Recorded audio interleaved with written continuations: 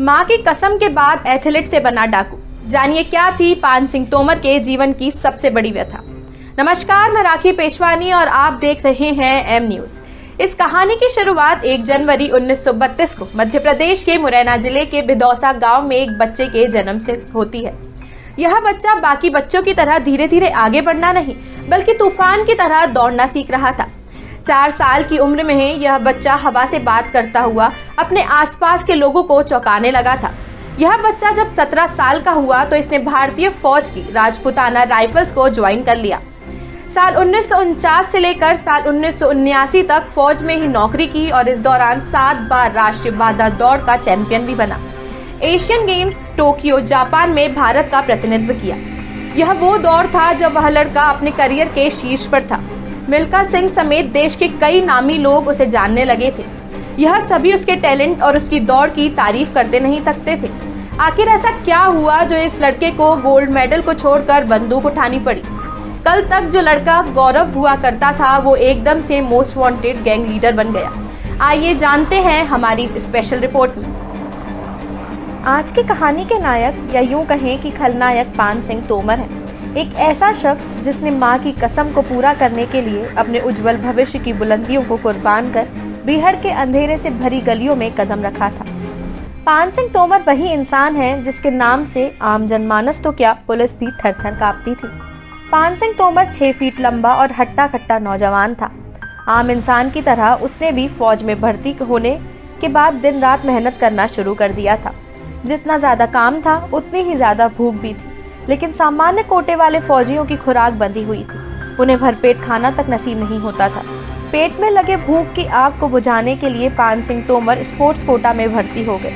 दौड़ने में तो वह बचपन से ही बहुत आगे थे, इसलिए उनका सिलेक्शन स्पोर्ट्स कोटा में हो गया। अब पान सिंह तोमर को भरपेट खाना मिलने लगा। फिर उसकी पोस्टिंग रुड़की के बंगाल इंजीनियरिंग ग्रुप में हो गई। पान सिंह तोमर ने रुड़की में फौज की भीतरी दौड़ प्रतियोगिताओं में हिस्सा लिया और लगातार जीतता गया। ये देखते हुए उनके ट्रेनर ने उन्हें बाधा दौड़ की ट्रेनिंग देनी शुरू कर दी। पान सिंह ने जान से प्रैक्टिस की और राष्ट्रीय स्तर की प्रतियोगिताओं में हिस्सा लेने लगे। साल 1950 से लेकर साल 1960 के बीच उन्होंने 7 बार नेशनल स्टीपल चैंपियनशिप बाधा दौड़ जीती। इन जीतों के बाद आर्मी के बड़े अफसरों के साथ मिल्खा सिंह भी पान सिंह की तारीफ करने लगे। अब पान सिंह तोमर आम सिपाही से सूबेदार बन गए। साल 1952 में पान सिंह तोमर ने जापान के टोक्यो में होने वाले एशियन गेम्स में भारत का प्रतिनिधित्व किया। उन दिनों पान सिंह तोमर को चुनौती देने लायक खिलाड़ी पूरी दुनिया में कोई नहीं था। यह कारण था कि पान सिंह को जीत का सबसे बड़ा दावेदार माने जा रहा था, लेकिन इसके बावजूद वो हार गए। इस हार के पीछे की वजह जूते बने थे। दरअसल पान सिंह को हमेशा से ही बिना जूतों के दौड़ने की आदत थी, लेकिन एशियन गेम्स के सख्त नियमों के आगे उन्हें मजबूरन जूते पहनने पड़े और असहजता के कारण वह हार गए। सरकारी नौकरी करते हुए पान सिंह तोमर की जिंदगी सही चल रही थी। इसी बीच गांव में उनकी जमीन को लेकर विवाद शुरू हो गया। पान सिंह और उनके चाचा की कुल मिलाकर 2.5 बीघा जमीन थी।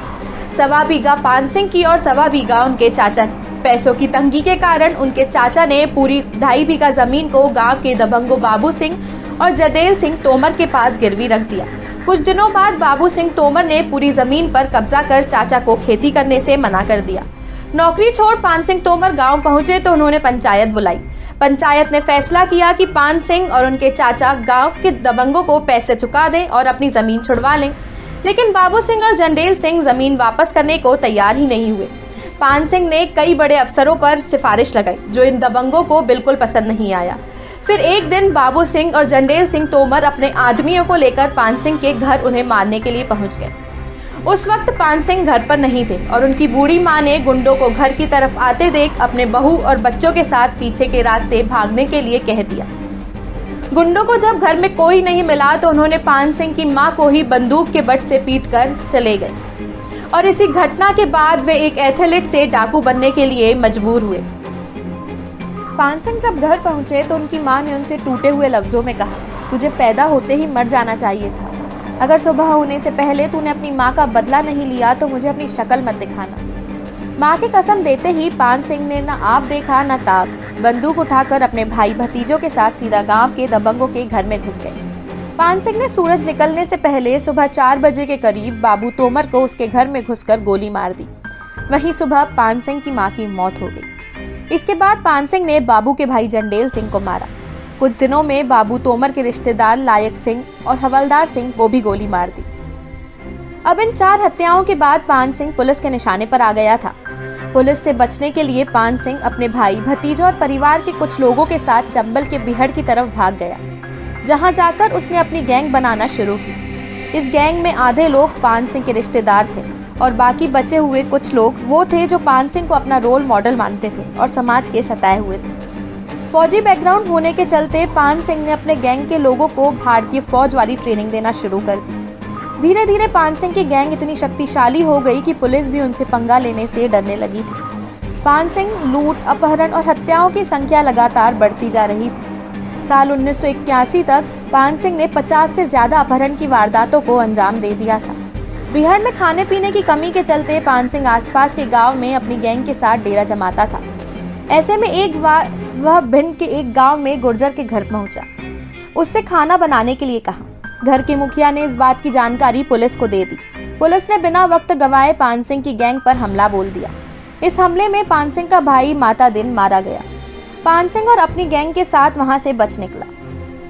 वहीं कुछ दिनों बाद पान सिंह को पता लगा कि गुर्जर ने उसकी मुखबिरी की थी, तो पान सिंह दोबारा उस गांव में पहुंचा और गुर्जर और उसके परिवार के 6 लोगों को एक साथ गोली मार दी। इसके बाद पान सिंह ने अपने लाउडस्पीकर से गांव में ऐलान किया कि सरकार और पुलिस को बता देना, पान सिंह को पकड़ना उनकी औकात से बाहर है। इस हत्या की घटना से मध्य प्रदेश सरकार हिल गई। उस वक्त राज्य में अर्जुन सिंह की सरकार थी। वह इस घटना से इतने दुखी हुए कि दिवाली में दिए जलाने से ही इनकार कर दिया। इसके साथ ही पान सिंह को जिंदा या मुर्दा पकड़ने का आदेश दे दिया गया।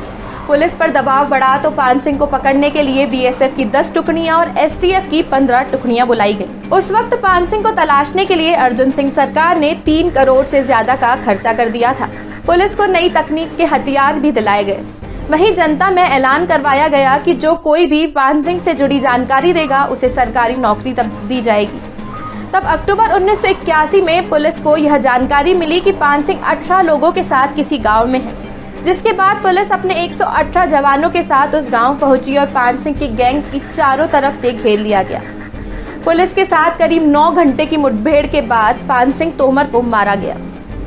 इस तरह उस वक्त के सबसे बड़े डाकू पान सिंह तोमर का अंत हो गया। एम न्यूज़ साथ सच का।